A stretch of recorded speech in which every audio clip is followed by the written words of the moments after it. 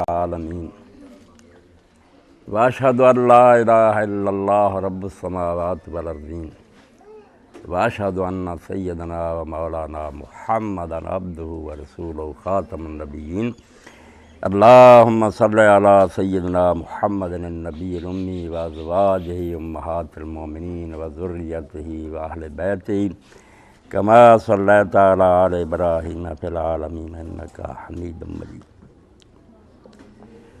واجب الاحترام بہنوں اور بیٹیوں، آپ سے مخاطب ہوتے ہوئے مجھے بڑی خوشی محسوس ہو رہی ہے۔ میرے سامنے وہ منظر ہے کہ مدینہ طیبہ کی خواتین سید کائنات فخر موجودات حضرت محمد رسول اللہ صلی اللہ علیہ وسلم کی خدمت میں حاضر ہوں کہ اللہ کے رسول آپ مردوں کو ہر وقت واعظ و نصیحت کرتے رہتے ہیں، کوئی ہمارے لیے بھی وقت مخصوص کریں کہ ہم آپ کی تعلیم سے مستفید ہو سکیں۔ تو امام بخاری رحمۃ اللہ علیہ فرماتے ہیں آپ نے پھر دن مقرر کر دیا کہ اس دن صرف خواتین اکٹھی ہوں، میں ان سے ہی بات کروں گا اور دین کی باتیں انہیں پہنچاؤں گا۔ تو جمیل صاحب میری طرف سے شکریہ کے مستحق ہیں کہ وہ مجھے موقع دیتے ہیں کبھی کبھی کہ میں آپ بہنوں اور بچیوں سے بھی بات کر سکوں۔ یقین جانیں مردوں کی نسبت جیسا کہ جمیل صاحب نے کہا، آپ ماویں اور بہنیں جو ہیں نا، سیرت فرزندات امہات، بچے وہی تیار ہوں گے جو آپ کی گود میں ہوں گے۔ مرد صرف کما سکتا ہے، آپ کی حفاظت کر سکتا ہے، مگر بچہ ہر وقت اللہ تعالیٰ کی امانت آپ کی گود میں ہوتا ہے۔ اگر آپ شروع سے اس کی تربیت صحیح کریں تو اقبال فرماتے ہیں سیرت فرزندات امہات، بچوں کا کریکٹر تو بنتا ہے ماؤں سے۔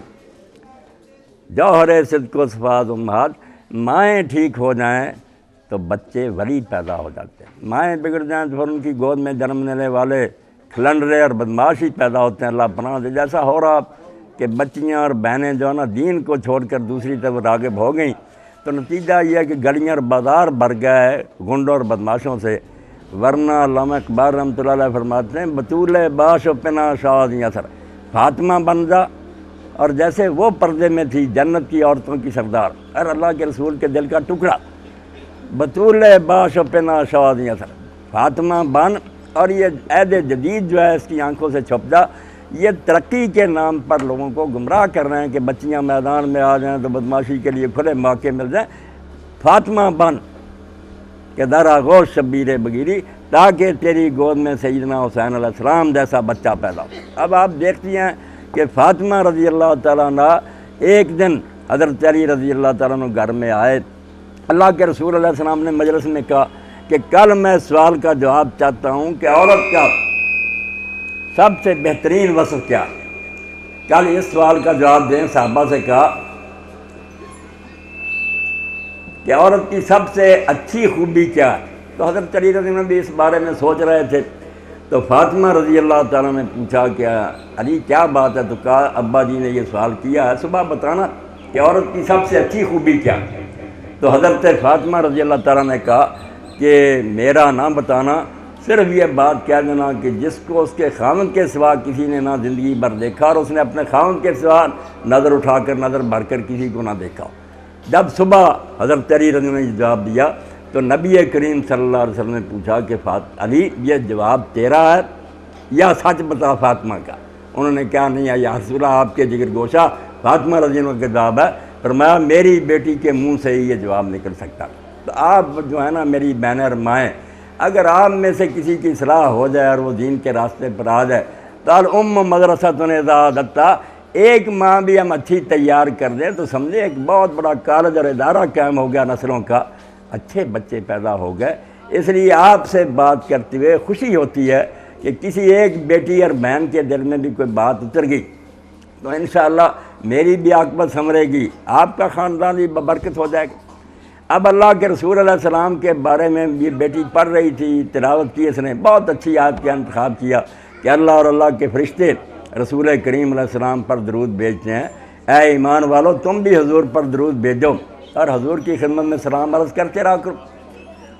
اب اللہ کے رسول علیہ السلام کے بارے میں جب ہم دیکھتے ہیں کہ آپ کی مخلوق جو تھی دنیا میں مظلوم ترین مخلوق تھی، اب بھی ہے، اب بھی کوئی انصاف نہیں ہو رہا، صنف نازکی ہے۔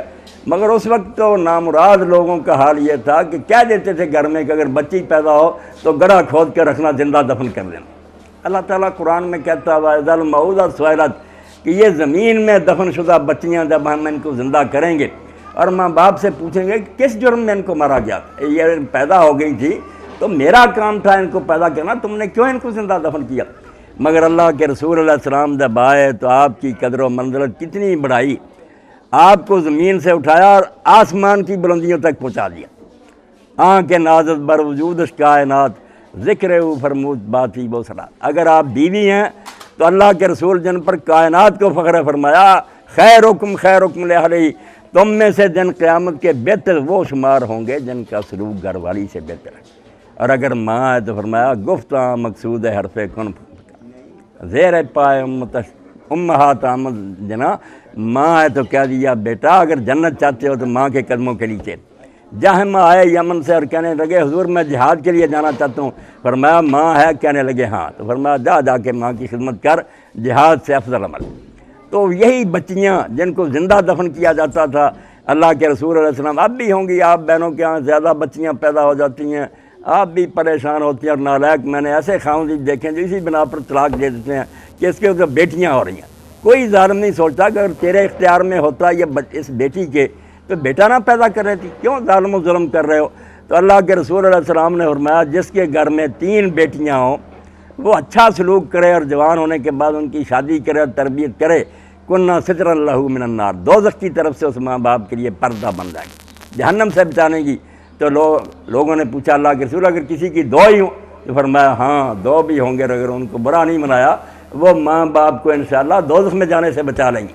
تو اللہ کے رسول کے جو احسانات ہیں اس امت پر اور آپ پر، ہم اس کا حق نہیں ادا کرتے۔ اسی لیے اللہ تعالیٰ کہتا ہے رسول کریم علیہ السلام کی شان تو یہ ہے، ان کا مرتبہ یہ کہ اللہ اور اس کے فرشتے خود درود بھیجتے ہیں۔ اب اس سے بڑا مرتبہ کیا ہوگا کہ کائنات کا مالک اللہ کے رسول سے محبت کرتا ہے۔ ہم درود ترجمہ کر لیتے ہیں تو بات کوئی واضح نہیں ہوتی۔ درود بھی فارسی کا لفظ ہے، تحسین کو کہتے ہیں، تعریف کو کہتے ہیں، اور جو عربی زبان کا لفظ ہے یصلون نبی، آپ پڑھی لکھی ماشاءاللہ بچی ہیں، 3 معنی بنتے ہیں اس کے، صرف درود بھیجتے نہیں۔ پہلا معنی جو ہوتا ہے یصلون نبی کا وہ محبت، کہ منافق اور کافر لوگ حضور سے دشمنی کرتے ہیں، آپ سے بغض رکھتے ہیں، صرف اس لیے کہ آپ نے سچا دین دیا، لوگوں کو جہالت سے نکال کر آپ روشنی کی طرف لائے، اس لیے دشمن ہو گئے۔ آپ بہنیں جانتے ہیں یہی اللہ کے رسول تھے کہ نبوت کے اعلان سے پہلے سارا مکہ ان کے پاؤں چومتا تھا۔ وہ کافر جو بعد میں دشمن ہو گئے، 35 سال کی عمر تھی، خانہ کعبہ تعمیر ہو رہا تھا، سب کچھ بن گیا، صرف حجر اسود کو نصب کرنا تھا، وہ کالا پتھر جس کو چومتے ہیں۔ اللہ آپ کو مجھے سب کو بار بار نصیب کرے۔ تو جھگڑا ہو گیا، ہر خاندان یہ کہا کہ یہ فخر میں حاصل کروں گا، ہم یہ پتھر نصب کر لیں گے، مرنے نوبت پہنچ گئی۔ آخر ایک بزرگ نے کہا کہ ایسا نہ کرو، انتظار کرو، صبح فجر کے وقت جو آدمی پہلے مسجد میں داخل ہو اس سے فیصلہ کرا لو۔ اب اللہ کا کرنا، اعلان نبوت سے ہی 5 سال پہلے 35 سال کی عمر آپ ہی مسجد میں آ گئے تو سارے کہنے لگے ھذا صادق امین، بھائی وہ آ گیا جس سے زیادہ سچا اور دیانتدار کوئی نہیں۔ حضور علیہ السلام نے بڑی دانائی سے مسئلہ حل کیا، فرمایا چادر لاؤ، اپنے دستے مبارک سے اٹھا کر حجر اسود اس میں رکھا، ہر قبیلے کے ایک سردار کو کہا اس کے کونے پکڑ لو، سب خوش ہو گئے کہ سب کا حصہ ہو گیا۔ جب پاس پہنچے تو آپ نے اپنے ہاتھ سے رکھ دیا۔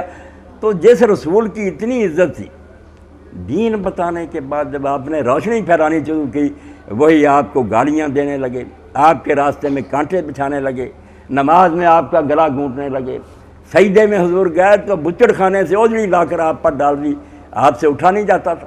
گھر میں خبر دی کسی نے تو حضرت فاطمہ رضی اللہ تعالیٰ روتی آئیں، اوجڑی ہٹائی، دھو رہی تھی، تو نماز کے بعد آپ نے کہا فاطمہ کیا تم سمجھتی ہو کہ تمہارے باپ کو اسی طرح اللہ تعالیٰ بے کس و تنہا چھوڑ دے گا؟ یہ 7 آدمی کافر جس وقت بیٹھے نا، یہ 7 ہی بری موت مریں گے، اور واقعی وہ میدان بدر میں قتل ہوئے اور گھسیٹ کر انہیں گڑھے میں ڈالا گیا۔ تو اللہ کا رسول جس کی اتنی عزت تھی اس سے دشمنی کرنے لگے۔